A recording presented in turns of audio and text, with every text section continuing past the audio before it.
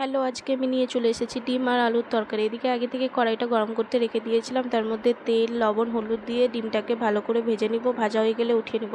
আর একই তেলের মধ্যে আলুটাকে দিয়ে আলুটাকেও ভালো করে ভেজে নিব। আলুটা ভাজা হয়ে গেলে উঠিয়ে নিব।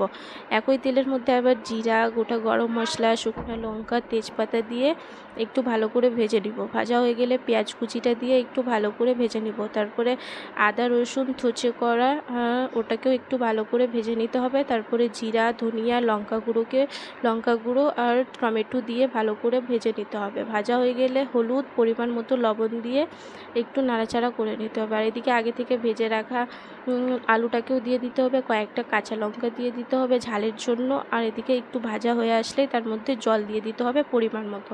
জলটা ফুটে আসলেই তার মধ্যে আগে থেকে ভেজে রাখা ডিমগুলো দিয়ে দিতে হবে। আর একটু নামানোর আগে চিনি দিলে কি দেখতেও ভালো লাগে, খেতেও ভালো লাগে। আমাদের তৈরি ডিম আলুর তরকারি ভালো লাগলে প্লিজ সাবস্ক্রাইব করে দিও।